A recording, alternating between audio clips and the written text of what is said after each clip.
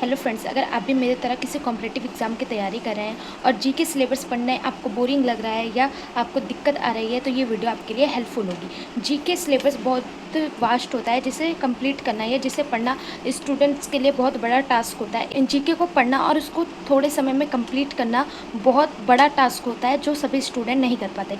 इसलिए जीके को हमें हार्ड वर्क के साथ और स्मार्ट वर्क को ध्यान में रखकर करना होता है। इसलिए हमें ध्यान रखना है कि जीके में हमें सब कुछ नहीं पढ़ना होता है। जीके में हमें सिर्फ वो पढ़ना होता है जो हमारे एग्ज़ाम्स के लिए इम्पॉर्टेंट हो, हेल्पफुल हो और हमारे एग्ज़ाम ओरिएंटेटेड हो। आपको इस वीडियो में मैं ऐसे 4 टिप्स बताऊंगी जिससे हम अपने जीके के सभी सिलेबस को पूरा कर सकते हैं या जीके को आसानी से कंप्लीट कर सकते हैं। इन 4 इम्पॉर्टेंट टिप्स से आप अपने जीके सिलेबस को कंप्लीट भी कर लेंगे और उसमें अच्छा स्कोर भी कर लेंगे।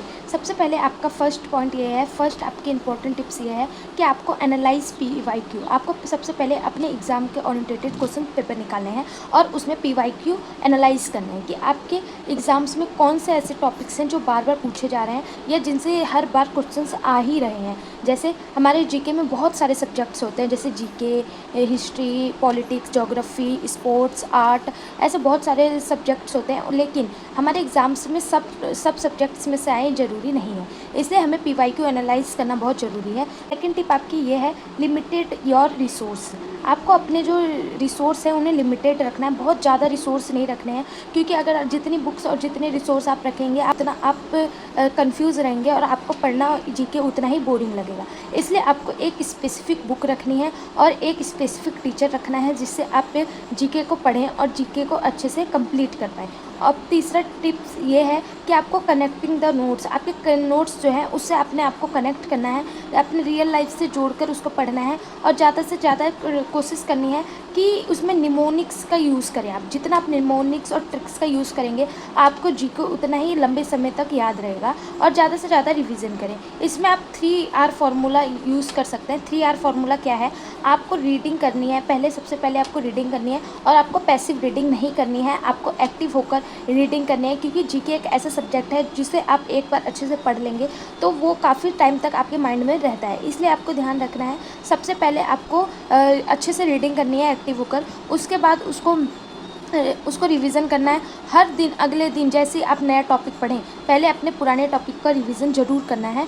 उसके बाद तीसरा आपको उससे रिलेटेड PYQ लगाना है जिससे आपको पता चल जाए कि आप उससे रिलेटेड क्वेश्चंस का जवाब दे पाते हैं या नहीं। और आपको ये भी ध्यान रखना है कि 5 डेज़ न्यू लर्निंग करनी है आपको, यानी 5 डेज़ न्यू टॉपिक की लर्निंग करनी है, नए नए टॉपिक्स पढ़ने हैं और अगले दिन नए टॉपिक्स स्टार्ट करने से पहले आपको पिछला टॉपिक रिवाइज करना बहुत ज़रूरी है, तभी आप कुछ आगे बढ़ पाएंगे और चीज़ों को याद रख पाएंगे। और निमोनिक्स ट्रिक्स जीके में ये काम कर जाती हैं, बहुत हेल्पफुल भी होती हैं। आप जैसे नदियों के नाम हो गए या कोई भी ट्रिक्स हो गई, उनका यूज़ कर कर आप अपने छोटे छोटे निमोनिक्स बनाकर, आपको सबसे पहले ये करना है सारे PYQ देखने हैं।